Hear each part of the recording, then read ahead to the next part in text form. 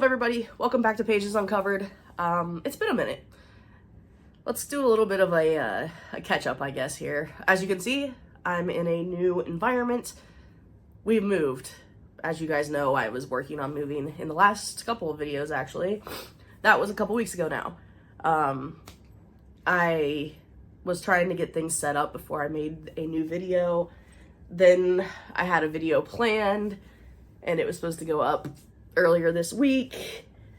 Other things happened. I'll get into that in a minute. Hold on. And yeah, so we're back. I'm gonna start filming again here now that we're in here. My office isn't completely set up yet, but I'm working on it. It's a process to get it how I want it. I'm very particular, and I just want things to look a certain way. So I'm taking my time, planning it out, and I'm really liking it so far. As you can see, this is my computer area. I work from home, so I got, my work computer, my personal computer. Got some really cool shelves up here with some artwork and stuff, which I'll do a whole room tour once I get everything set up. But yeah, let's just get into it. So, first of all, as you can tell, probably, my voice sounds a little weird. I have COVID right now, yay. So I went to, on this past Sunday, I went to an author event put on by my local library, the Columbus Metropolitan Library here in Columbus, Ohio. They put on these author events. Usually they do it throughout, out the summer. There's a couple more that coming up this year that I want to go to. For one, Abby Jimenez, and then Stephen Jones Graham. Sorry, let me take a sip of my water because, like I said, I'm a little sick. Anyways,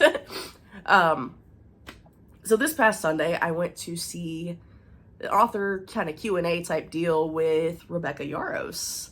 Yes, that's right. The author of the Empryean series, Fourth Wing, Iron Flame, Onyx Storm coming up in January 2025. Gotta wait so long. And then she's got other romance novels as well. So, a little backstory. This event was supposed to be at our main library branch in Columbus. The event was supposed to have 500 people come. Something happened with the software for the ticketing system, and 1,700 tickets went out. Yikes. So instead of canceling all the tickets and making people get them again, the library was like, okay, what are we going to do? We can't, upset a bunch of people. They moved it, from the main library to Marshon Auditorium, which is just a little theater on Ohio State's campus. And it was a little bit of a disappointment at first because the original plan was a Q&A, and then everybody would get to meet Rebecca and get her books signed. She agreed, obviously. She could do 500 signings with no problem. She does have EDS, I think is what it's called. I believe it's like a bone joint disease. Apparently her whole family has it, so it's hereditary for sure. She could do 500 signings comfortably. Not 1,700. That's a lot to put on somebody. So the library was like, the signing's canceled. So people were a little upset, obviously. But they decided to kind of work in the background to see what they could do to kind of make things right. So what they decided to do was they set up a selfie station with Rebecca. And for like an hour and 45 minutes before the event and 2 hours after the event, Rebecca would take pictures with people. You couldn't get your book signed because it was just taking too much space or too much time, and she couldn't physically do that. That's a lot. Sorry. I told you, I've got COVID. I got it bad this time. Anyways, where was I here? Oh, so yeah, there's a selfie station. Go through. You can bring your books with you to take the picture with, and you got a picture with her, which is cool, really cool. I was excited about that. I haven't got the picture yet back. I haven't gotten the picture back yet. they said within this week. So when I get it, just stay tuned to my social medias. I'll post the picture online for sure.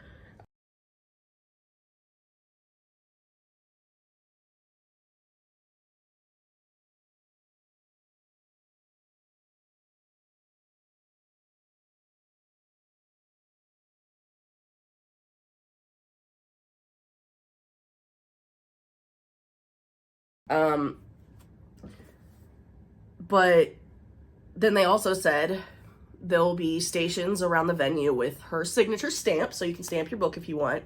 And at the end of the event, every single person will get 2 hand-signed, basically little decals that you can stick in your book. It was just like a clear sticker that she actually hand-signed. She did it throughout a couple weeks, so it didn't, it wasn't too much at one time. So that was very cool. Like, I super appreciative. It was a very cool event. It was huge. I have never seen that type of thing for an event like this. You wouldn't think, like, authors would draw as much of a crowd as they do, but they really do. It's crazy. So when I got there, the event started at, I think it was supposed to start at 12:15. I got there around 11. By the time I got there, I got to the front of the building and the line was already started. So I started walking. I had to walk a mile to get to the end of the line. That's how many people were in line already that early. There's a couple people that joked, like, I haven't been in this kind of line since I went to Disney World. It was great. I went by myself, just me. If you know me, I got anxiety, especially social anxiety, so that was a big deal to go by myself. I met a couple in line. They were super nice. We kind of chit-chatted while we were waiting. We bonded over some tattoos. They had some cool tattoos as well. Bonded with the husband over Pokemon, and kind of made the wait to get in a little less boring. But yeah, luckily we had beautiful weather. It was a little bit chilly, but nothing like, I didn't have a jacket on. I just had a short sleeve shirt and some jeans, and I was fine. Which the 2 days before that, it was raining, so I'm so glad it didn't rain. I think I'm going to take a cough drop. So I'm just going to apologize ahead of time because this video is probably going to be quite long, because I think the event portion of the video, excuse me, is 45 minutes. Sorry. But I wanted to share the whole thing, basically. I tried to film as much as I could of Rebecca actually talking. So Tuesday morning, so the event was on Sunday. Tuesday morning, I woke up with a sore throat. Didn't think anything of it. I was like, I probably slept with my mouth open or something. By like 3 p.m. on Tuesday, I was so sick. Like, I'm talking cold chills were to the point where I had a sweatshirt on, sweatpants, and 2 or 3 blankets on me while I was trying to work. Bless you. And it progressively got worse. I decided I was like, I probably got the flu or something because it was going around. So I decided to same day deliver some Theraflu and a COVID test just in case from Amazon. I was so sick, I ended up cutting out of work 2 hours early. I was like, I gotta go lay down. I'm dying here. My stuff from Amazon came in here, opened up the COVID test, took the test, and within like 3 or 4 minutes, that thing lit up positive. So I was like, yay. Moral of the story is I'm not allowed to go to events with a lot of people or else I get COVID apparently. So yeah, went to the Rebecca Yarros event and brought home COVID. So that's fun. So now I'm just I tested positive Tuesday. Today is Thursday. And yesterday was awful, but today I'm starting to get a little better. I've been taking some of that Paxlovid.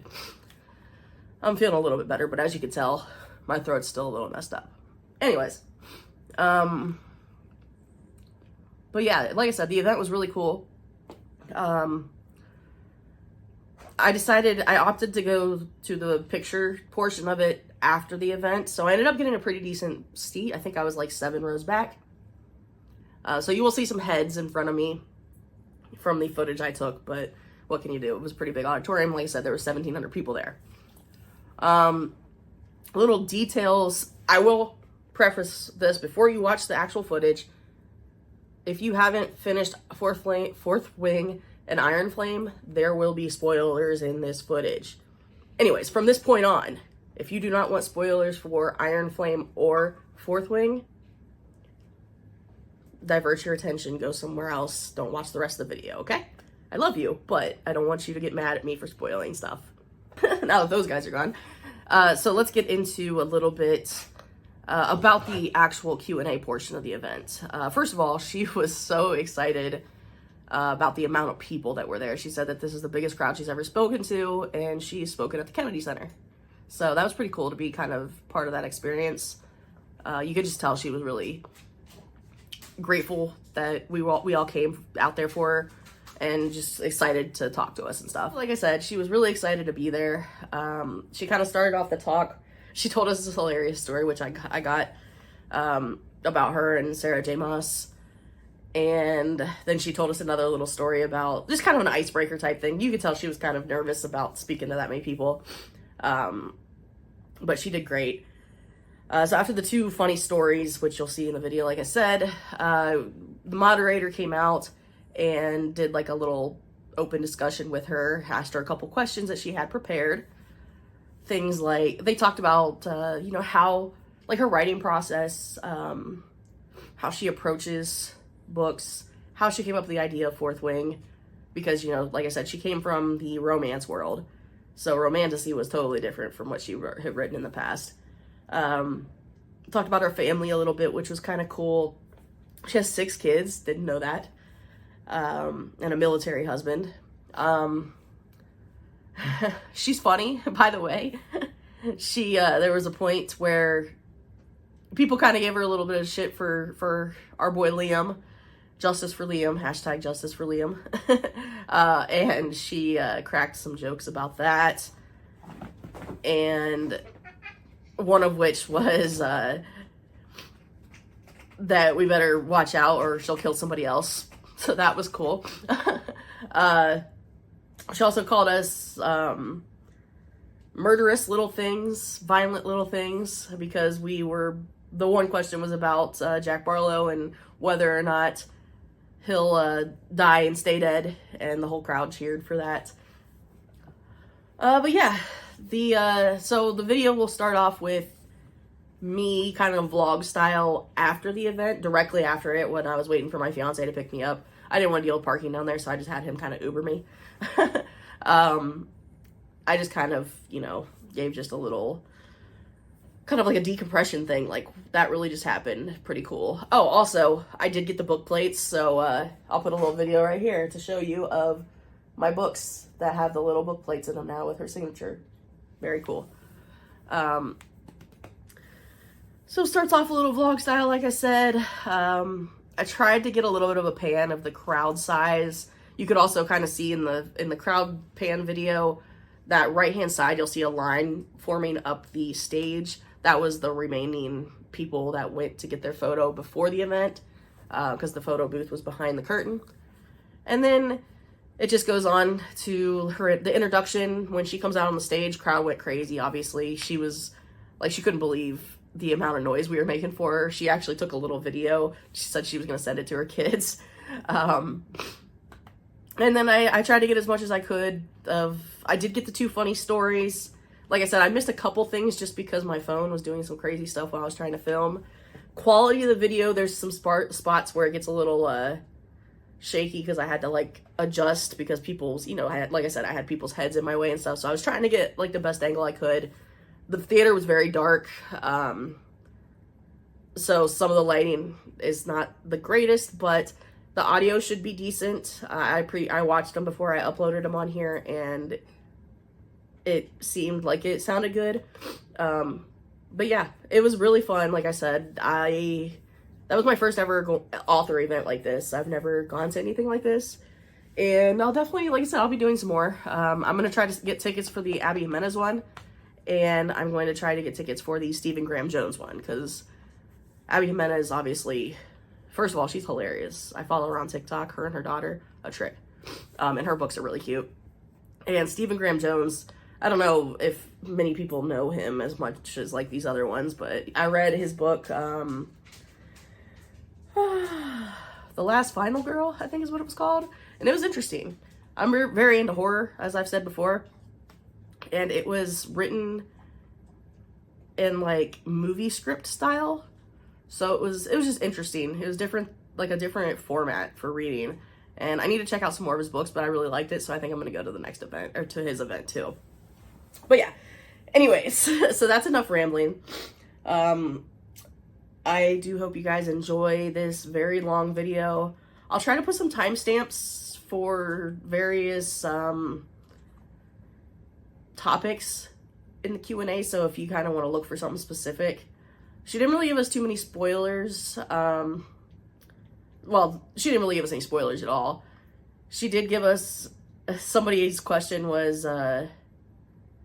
if you could give away a spoiler for Onyx Storm by using the title of a Taylor Swift, or using a Taylor Swift song, what song would you use? And she thought about that, and then she said, her answer ended up being that Onyx Storm is very rep coded. So if you're a Swiftie, you know what Reputation is.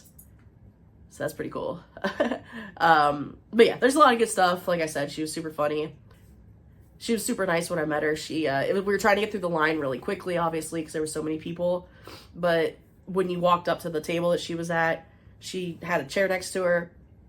And she said, "Hi, nice to meet you. What's your name?"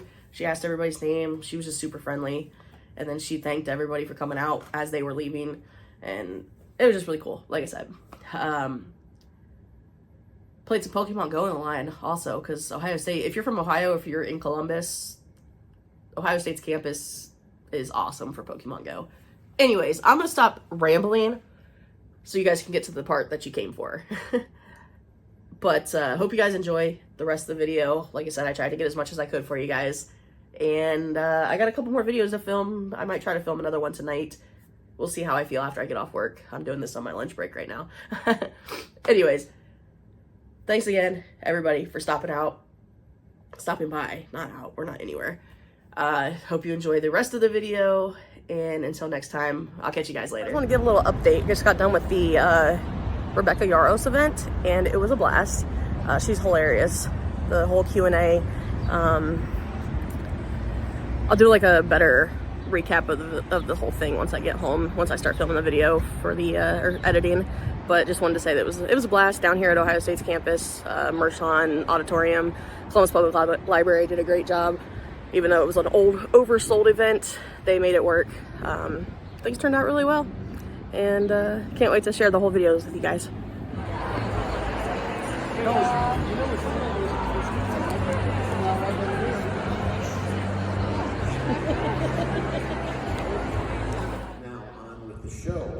Rebecca Yarros is the #1 New York Times, USA Today, Wall Street Journal best-selling author of over 15 novels, including Fourth Wing and In the Likely Event, with multiple starred Publishers Weekly reviews and a Kirkus Best Book of the Year. Her next book in the Empryean series, Onyx Storm, is due soon.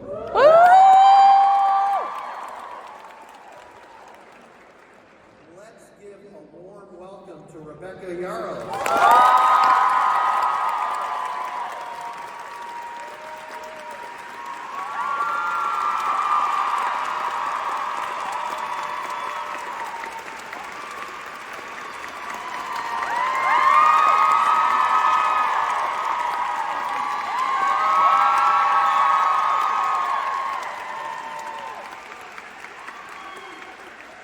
I'm totally gonna show that to my teenagers. We're just gonna see, like, I hope that gets me some cool points. If you're teenagers, you know that's kind of like an impossibility, right?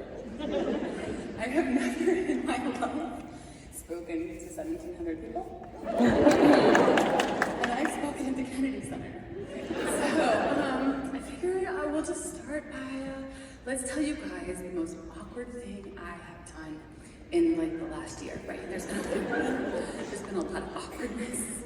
And I mean like really, really awkward. Like the learning curve this year has been like a cliff, right?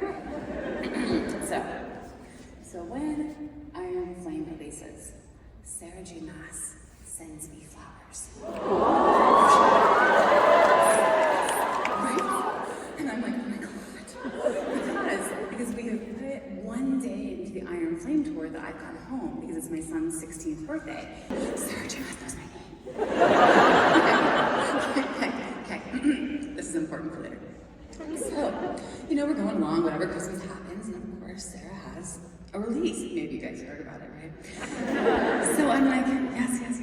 Let us send some flowers. Okay, let's send some flowers. And I'm like, yes, let's do black roses to tinkle to match her cover. And I send this card that says, like, long live the queen, right? As I'm checking out, I kind of noticed, like, the card isn't showing up on the receipt, but surely it's there, right? The card's gotta be there. And off the flowers go, and I think nothing of it. Meanwhile, I'm preparing for a trip to Dubai, okay? Everyone following? So we go to Dubai, and it's wonderful and it's beautiful, and I just notice the shapewear I ordered never arrived.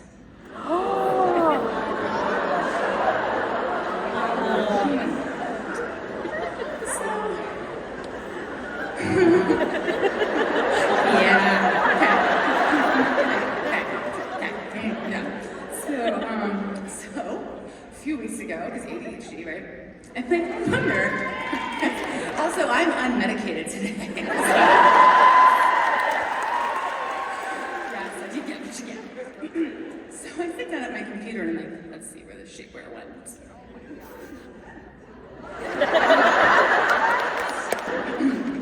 What has happened is that she was the last address in my Google Pay. So then I take a deep breath, because it's not like I have her number. And I'm like, okay, all right, it's fine. Call my publicist, who luckily was her publicist at one point, and I'm like, I just need her email. And then I send the world's most awkward email that starts with like, hey, congratulations on the release. Simply to see it out there. Love seeing you rock it. You are amazing and inspiring. And by the way, I sent you underwear. Because all I can think is that the card didn't go with the roses. Sarah thinks I sent her shapewear for her release. Because she doesn't know the roses are for me. I'm gonna die again. It's great. No, honestly, she was great. She responded, she's like, dude, I saw it. I just wasn't sure. Like, she wanted me to ship it back to her. I was like, no, it's fine. I was like, what else are you gonna do? Right? So yes, so just in case you guys feel awkward at any point in your life, just remember that you did not have your shapewear is there too. Okay?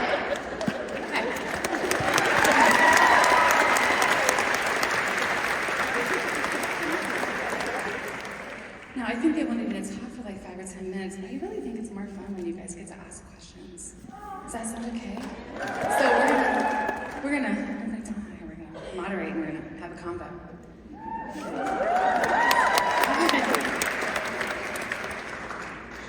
They warned me that Sarah probably weren't going to talk for a full 10 minutes, so I knew that was probably yeah, you're not Like, I was just given a public forum and I talked about how I sent another woman's underwear. I was so, like, I'm not gonna, this is not my forte. I don't know, if we would have given you 5 more minutes, what else would you have? I probably would have talked about handing a reader a banana at a signing because okay. Amazon, Motley Publishing is in Seattle. They have a banana stand on their campus, and I just visited my publisher, and they gave me a bunch of bananas. I was going to Comic-Con, they were in my purse because I had the mom bag with me because I had my son. I went into Comic-Con, and we were an hour and a half early for our signing. There was mix-ups, we went and we were staring at people. Look at my son, he's 16, and I'm like, no, you want a banana? And he's like, yeah, okay, so we're eating bananas, and this reader comes down, and she's like, hi. I wasn't gonna say hi, but my husband said to come say hi, and I told him, like, you were eating a banana. And I'm like, I am eating it. And she's like, I'm just here with my husband and my kid, and we have tickets for your signing in an hour and a half. I'm like, totally cool, do you want a banana? And she's like, well, yeah, sure. So we give her 3 bananas.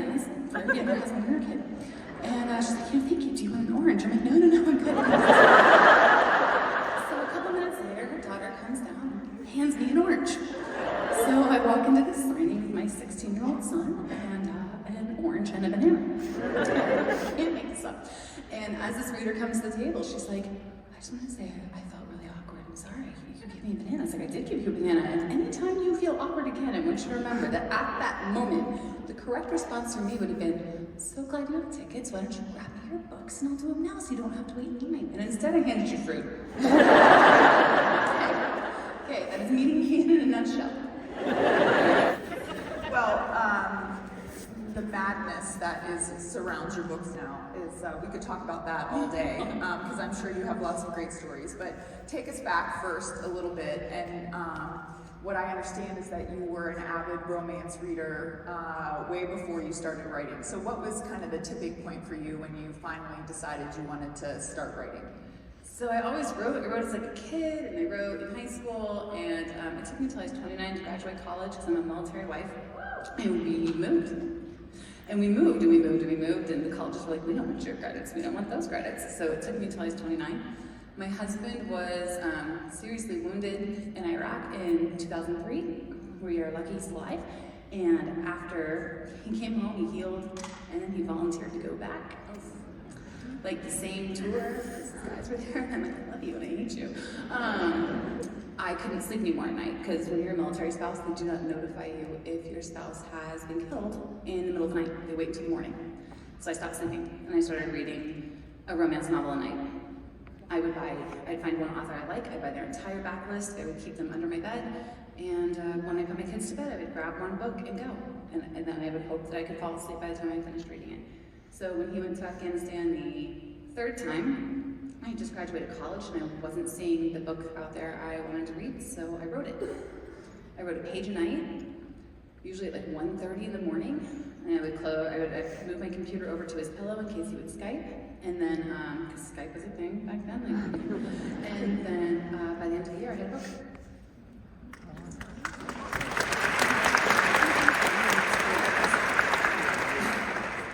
And did you, do you write multiple at a time? Because it seems like the way that, at least the way the books are published, like, are you just writing one at a time, or are you writing multiple books at a time? No, I write one at a time because I would just get so confused and lost into character motivation and like whose head I'm in, and it would just, I think the only ones that kind of coincided was I had written the first 15,000 words of In the Likely Event when I pitched Fourth Wing. And then Fourth Wing became this like, gotta write it now. I was like, oh, okay.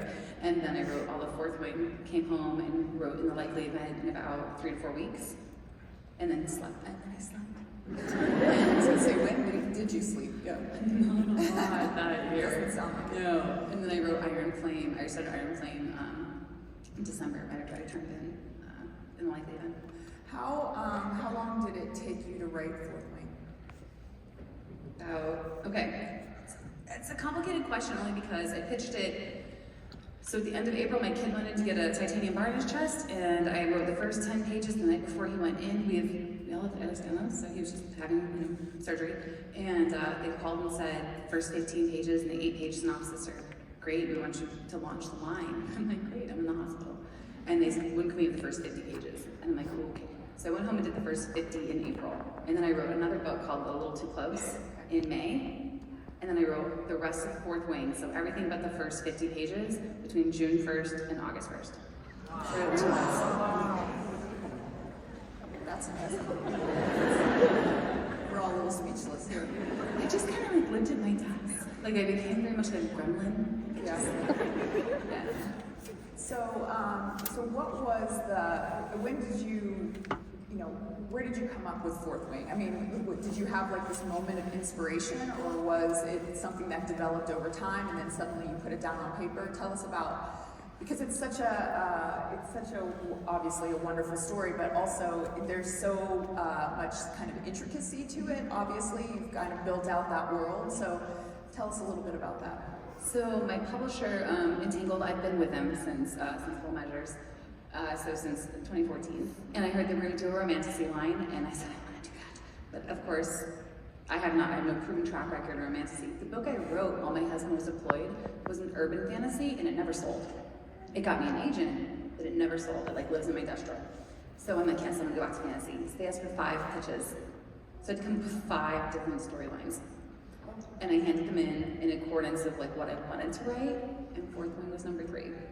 And so, and so my editor was like, hey, I love your dragons. I was like, really? She's like, yeah, dragons. I'm like, okay, we're going dragons.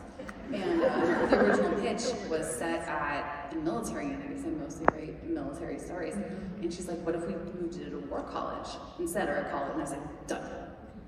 And so what inspired me with Fourth Wing was this idea of a fated mate trope. Because yes, in romance we like tropes, and it's okay.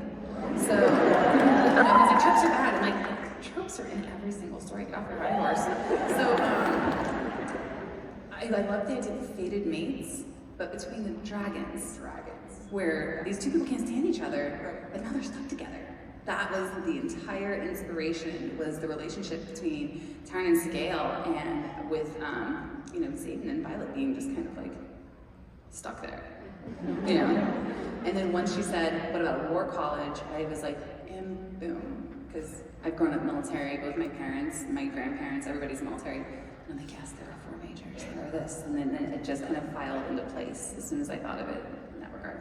Are there any other like foundational aspects? Because I think when you're building a whole world like that, there are some things you have to ground yourself in. Like all the things. I did not. I think when you're in publishing for 10 years, everyone's like, this is the book, and I'm just trying to like pay my mortgage and put my kids through college. So when they're like, this is the book, I'm like, yeah, okay. And then I think it's the book. So you sort of alluded to it, but I guess at what point did you realize that it had become like a bit of madness around just obviously the level of, that it has inspired people is so much, and that there's just so much enthusiasm for the characters and the book and the story, book talk and all of that stuff. So like, was there a moment where you're like, oh man, this is big? So I mostly kept my head down. So when Fourth Wing was coming out, my daughter was getting married, which is a whole thing. My dad was like, that is your life at that moment. My daughter was getting married like 2 days or 3 days before the book came out. And I was in the middle of writing Iron Flame. So I just kind of had my head down. I knew it'd be the television show, but just because you have it optioned doesn't mean it's getting made, right? Like it's really cool you've sold the option, but you don't know if it's gonna get made. I didn't honestly comprehend it until probably, like, I love TikTok I used to love TikTok for like animals. Like, who's ADHD in the audience? Who doesn't love like a 15-second dopamine hit? Right? And I'm just, oh yeah, right? And I think once I realized that my feed was consistently people and I understood it was my algorithm, and I blocked my name and I blocked the book titles, and I was still getting it. It was kind of starting to dawn like, oh, this is maybe a thing. So, and then I went on tour, and then I saw people, and I was like, oh my God. So, but it still doesn't hit me, like, until I look up here, like, there's a lot of you here. Like, it's still. What does your family think about it? Oh my gosh, it depends on who you ask. Honestly, my daughter is, she's a lawyer, and she's really awesome. And her, I guess her legal assistant finally figured out that she was my daughter. She's married, so she's a different last name, and she was like, hi. And my daughter's like, hey. So like, she gets recognized for her time. My oldest sons are 2 in college. I've got one at Pratt and one at Cal State. They love it, and they're really super proud of me. The social media aspect is super hard on them. It is super hard on them to not rush to my defense, or to not engage. They're very protective boys. Yeah. I have my 3rd son just likes to Google himself. Like, I'm pretty sure he's like, damn, I'm in that picture. And my youngest gets nervous. Someone came to one of his hockey games because they saw his name on the back of his jersey. Oh wow. And they waited for my family to look out there and that stuff. So he's a little more trepidatious. Yeah. And my youngest daughter is, she's autistic, and she has no clue what's happening. So she's just like, I would like another iPad, thank you. Yeah. So, have they all read them? Have the boys read them? No. I was gonna say, because, I would think that would be, they're very sexy. Oh, I don't care. Yeah. No, seriously, my daughter took it on her honeymoon. her husband read it, and I said, dude, you took your mom on your honeymoon, it's a way, I guess. My boys, I would have no care. Are there kids in the audience? Like, how many kids? Your mom's your children. We have no problem discussing sex in our house, openly. No problem whatsoever. So I haven't, if my kids want to, hi guys, you're having a hard time. So if they want to read them, I have no problem with them. I like separating it though. I like the fact that our family hasn't changed. My real life is around my kitchen island. Yeah. It's not as much as that would be, guys. My real life is around my kitchen island, so I don't mind if they haven't read it because it keeps.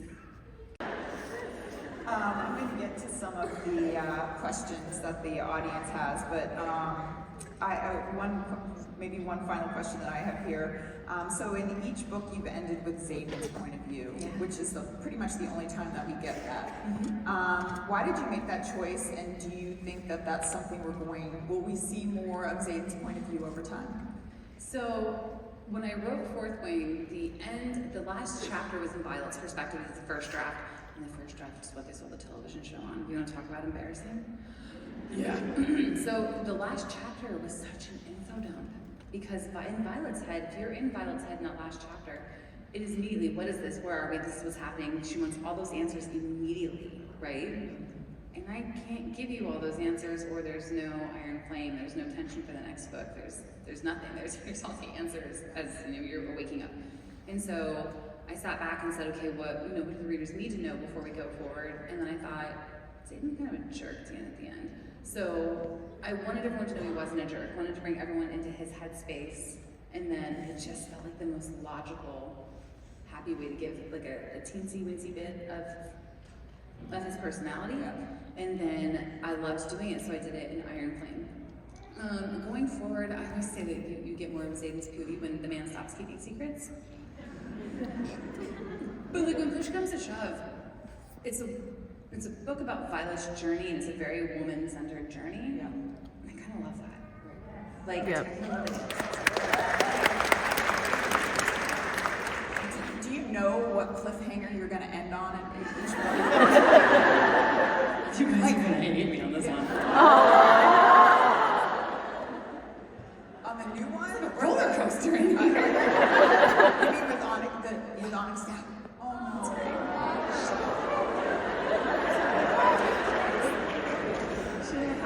Should we cancel the line? Okay. I'm like,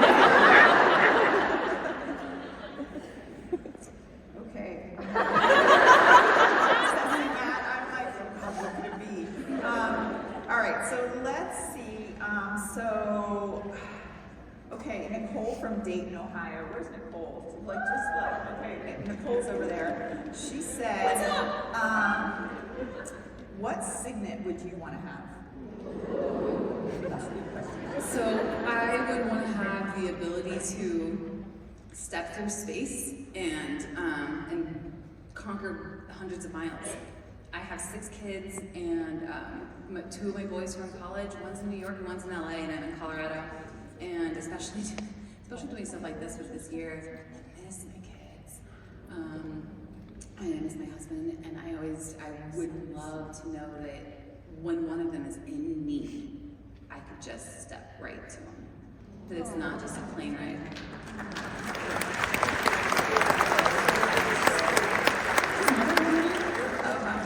You're emotional now, I'm emotional. So did you, related to the signets, because this is another question that I had, do you know ahead of time what signets people are going to have, or are you like, oh gosh, I've got this character and I need to give them a signet, and then like, are you like searching for what that signet can be, or did you have a list of them and then you're like, okay, I'm going to parse these out to each of the characters, or how did you, because the signets are so unique, and obviously that's what makes them a signet, but just curious how in your process, like at what point did the signets become something that you were assigning to the different characters? So they're once I know who that character is, once I've sat with them, they've been on the page for a minute. Signets are really based on, yes, it's the unique chemistry between you and your dragon, and how powerful your signet is definitely depends on your dragon. But it's very much based on what you need and who you are as a person. So Xaden has shadows because he needs to conceal secrets, right? Liam has far sight because he needs to be able to see, what's going on. Brianna needs to be able to pull things through her. Riddick will always rip a one-liner, okay?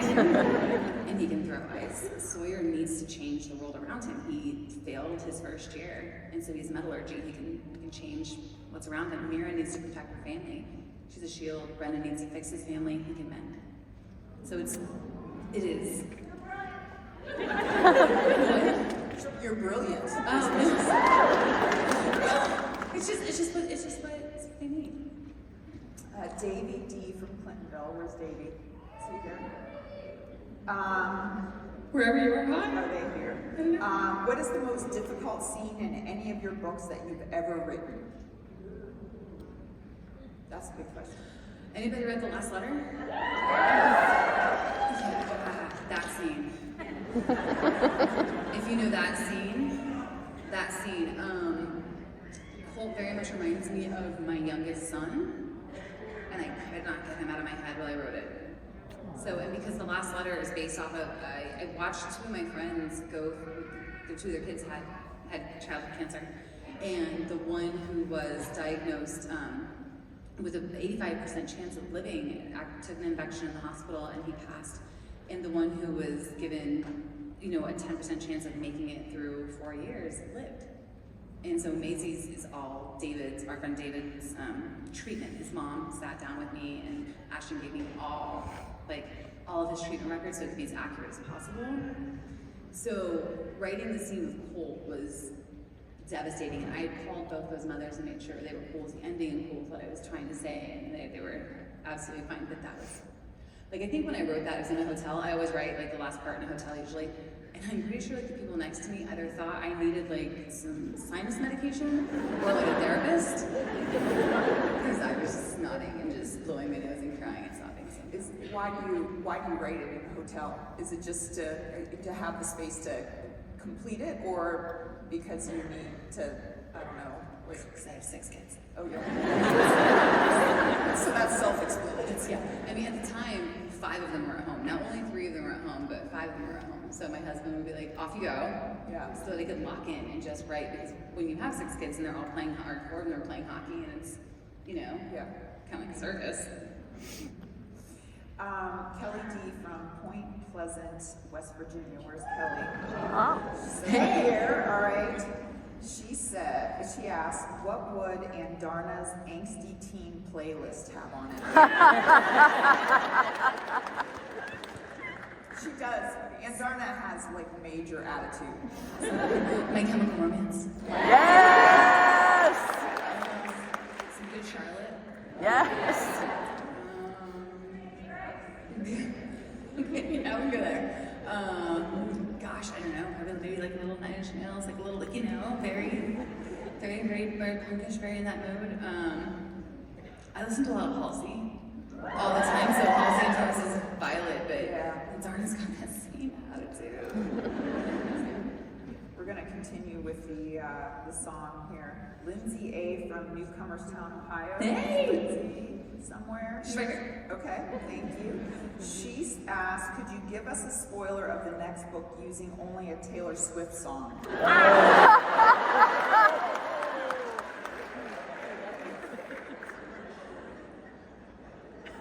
As if Taylor's not I should have read this ahead of time, and they sent it to me and I didn't. Oh gosh, dude, I will just say that the next book is very rap-coded. Oh. I would say it's very rap-coded, so as much as I would love to say Vigilante shit, even though that's Midnight's, right? I would say it's very, it feels very rap to me. So all of those. I really like So It Goes right now. I think So It Goes is a lot of the vibe at the place that I'm at right now. We have a couple of questions here that I'm not sure whether you're going to answer or not, but Okay. we'll try. Just try. So this contains a spoiler. Miranda H. from Cincinnati asks, where's Miranda? Over here? Okay. Miranda wants to know if Jack Barlowe if he's ever going to die and stay dead.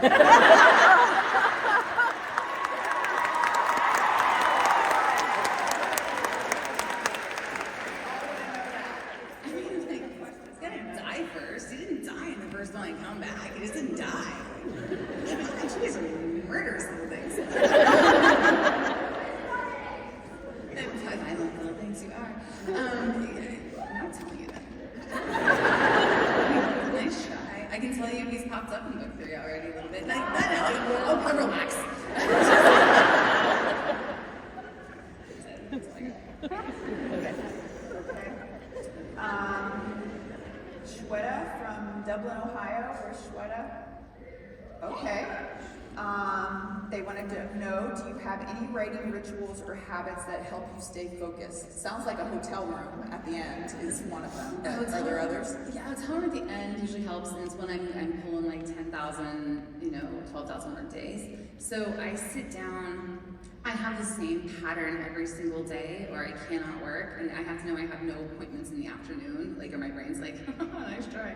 So I always sit down with, usually it's a hot cup of coffee, I only get one a day, thank you, cardiologist, and an ice cold Propel, because by the time I finish my coffee, the Propel's room temperature, and then I usually have music on when I do my admin, so it puts me, it's the books playlist. While I'm doing my admin stuff, answering emails that I pretend I don't see, and then I get yelled at for not answering. And then I sing into it. I usually use Brain FM. If you guys don't know what Brain FM is, it's like a white noise music thing that kind of helps you focus, and noise canceling headphones. And my legs have, and of course, I don't know if anyone in here has EDS. I sit in the most ergonomic position possible with my legs propped up with something under my knees so my knees don't hyperextend while I'm writing. That's about it. That's about it. If the conditions are perfect. Right.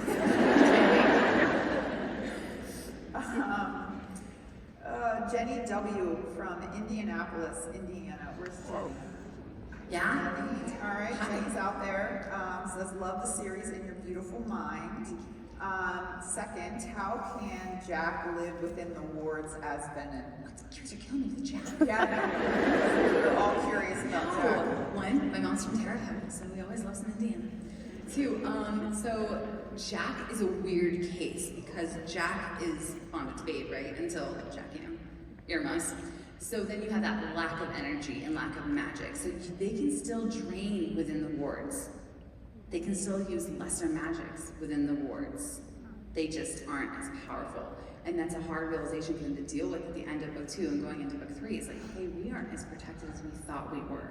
So his point is hey, we can be anywhere around here. We might not be able to be as dangerous, might not be able to cause as much damage, but we're here. So he can still drain, he can still feed, he just, can't rip down buildings. Wow. Whitney L. from Toledo. Where's Whitney? Right here. Okay. Whitney asked, do we learn more about Violet's dad in Onyx Storm? Yes.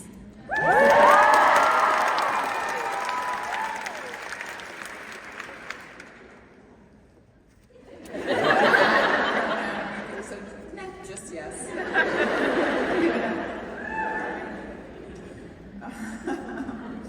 All right, Heather D. from Lucasville, Ohio. Where's Heather? Heather D. Hey! She wants to know if you can drop any deets regarding the title of the next book, Onyx Storm. Any little hints? It's spelled O. Yeah, that's all you get. But it was a good try. Solid effort.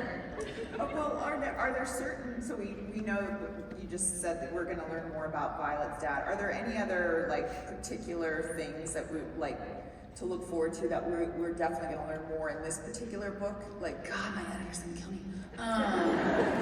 She's like, don't let Tom Holland on that stage. So I would just say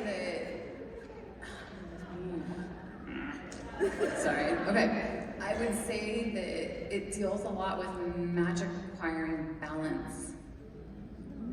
And so when you realize what it takes to actually achieve balance with what they're actually kind of up against.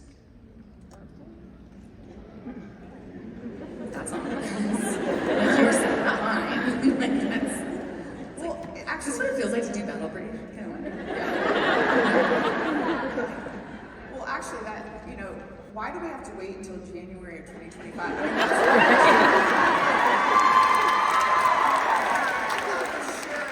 was like, come on. A whole year? Dude, do you know how long it takes to write a book? Just share it. Because I'm sitting in beautiful Columbus, Ohio, on my computer. No, but in all seriousness, I used to write like 4 books a year. Okay? Because one, romance to me is a little faster. It's not as intertwined. I've never done a series. I've always done interconnected standalones in the series, never like a direct series. But when Fourth Wing came out, I wrote Fourth Wing so quickly because I just had a good time. There was no pressure on it. I knew I was going to launch the line, but there was no pressure on it. I just really had a good time. Iron Flame was slower because I knew there were certain constrictions, certain things that had to happen, and then as Fourth Wing began to become what it was, the pressure was intense. And then I wrote another book that's coming out, it's Remnants, and everybody get excited. It's coming out this year, and writing that book felt like an experiment as to if I could write anymore. I'm going into Onyx Storm, everyone chill, I'm writing Onyx Storm, it's going fine. It is way different to write a book knowing what my audience is, knowing what my audience has been for 10 years, and different to write a book that you know that every single line you write will be picked apart. And it's different to write a book when you're scrolling through Instagram Reels and the first thing you see in the morning is someone chucking your book across the room before you get out of bed. My fault, it was my fault, I got on Instagram, okay? I'm a big girl, I cannot go on Instagram. But it is a different level of pressure that I have begged someone to find someone else that's been through.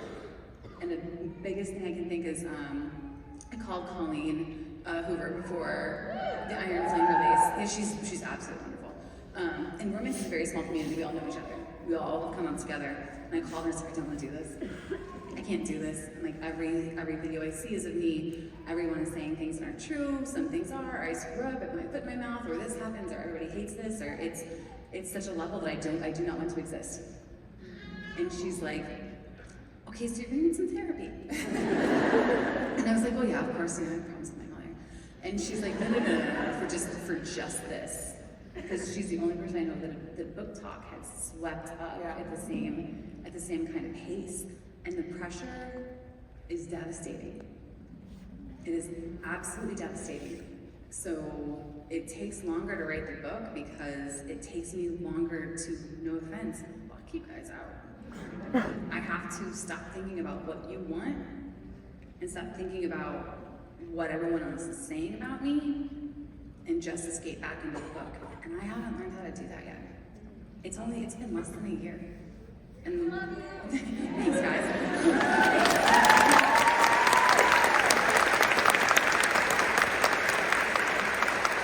I knew that wasn't funny, sorry. So the funny answer is, because it's a year, it takes a year.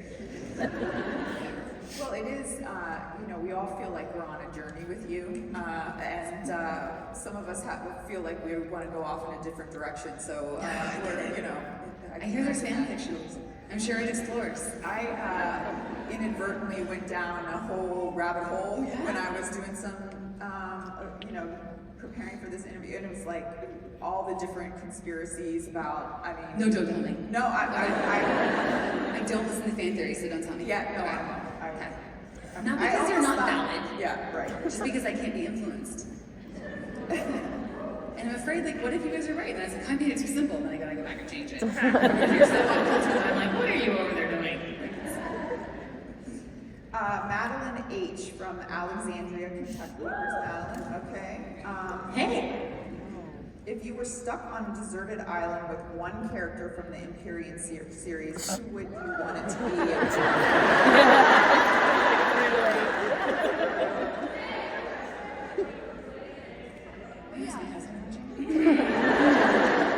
Oh, it's gonna be Xaden. But if it's not Xaden, it's gonna be Garrick. Yeah, the best friend. Yeah. Yeah, you guys have no idea why.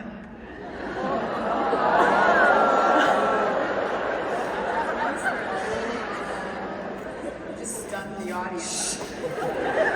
Now I'm gonna go back and read all the the scenes with Garrick in it. Christina L. from Dublin. Where's Christina? Okay. Right there. Little voice back there. Where are you in production with the live action series? So I can't give you exactly where we are. I can tell you I'm super thrilled where we are. I can tell you that they are exceptionally protective of the source material and that they are doing their best to honor it in every single way. I could not be happier with the team, with the stage of development it's at, with how careful and cautious and just protective they are. They know you guys love it, and they know what you guys are looking for, and they are determined to make sure that what you love about the book is what you will love about the show.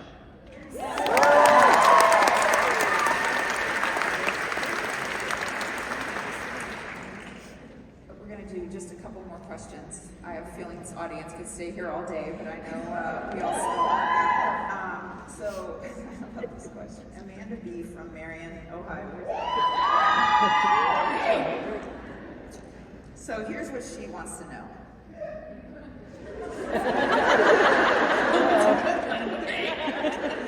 She says, we really need to know if Xaden's going to be okay, and if not, if we should probably start looking for a therapist and arrange something. I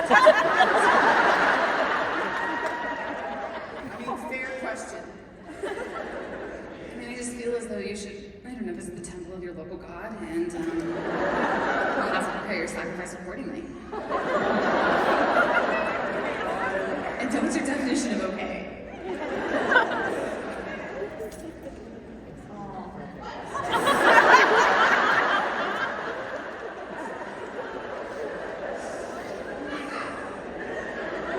We're all going to need therapy, I can tell you.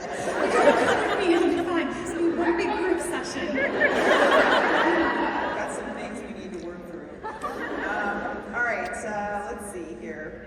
Samantha I from Canton, Ohio asked, where's Samantha? She said, you mentioned Fourth Wing was number 3 of your pitches. Yeah. Once the Empryean series is complete, will you revisit your other fantasy drafts? I hope so. Basically because where I'm at in publishing, I kind of pitch, we pitch to see what's right with the market. You have to look and see what's right for the market. And so I have to look at, are those pitches right for the market at the time? Is that area of what I wanted to write about saturated now? Is it oversaturated now? Has that story already been told? Because I don't know if you guys notice this, but it happens in trends, right? So you have 10,000 Hades and Persephone's retellings. You have a whole bunch of Fae, you have a whole bunch of this, right? So it's because it's what we love, we're devouring it. I am, at least. You guys are too. So I just kind of see what's right for the market at that time and kind of where I am at. I was warned by Christopher Paolini that I'll be writing in this world forever. He said it kind of like a threat. I'm not gonna lie. But yes, I will look and see what's right for me. That's great. All right, so last question here. Aaron H. from London. I think London. Mike. Probably London, Ohio. Okay. I mean, it may be true that you're from London, England, but I doubt that. Where's I have to say. Are they here? Hey! Hi, Aaron. Is it London, Ohio? Okay. Like, dude, I'll be there and just wait. So she's, Aaron asked, last night you posted about writing while you are in Columbus. I'd love to know what page or page range she wrote while she's here. It would be fun to read Onyx Storm when it comes out and know what pages were written while she was in our city.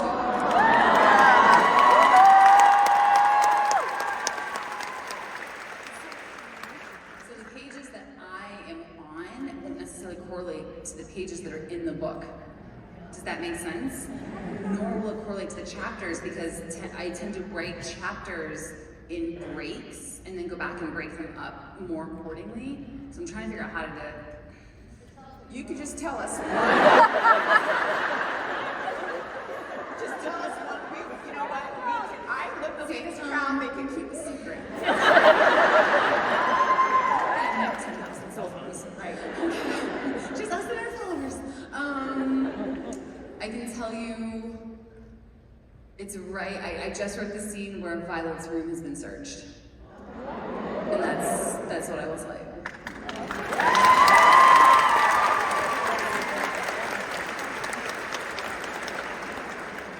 So when you come back next year, we can talk more about that. Yeah, totally. But I'm saying like, oh my goodness. So I need to give some instructions to the audience here, but any last words that you'd want to share with us? Well, I mean, last words for this interview. That sounded more ominous. This is what happens when it's over the year for the book.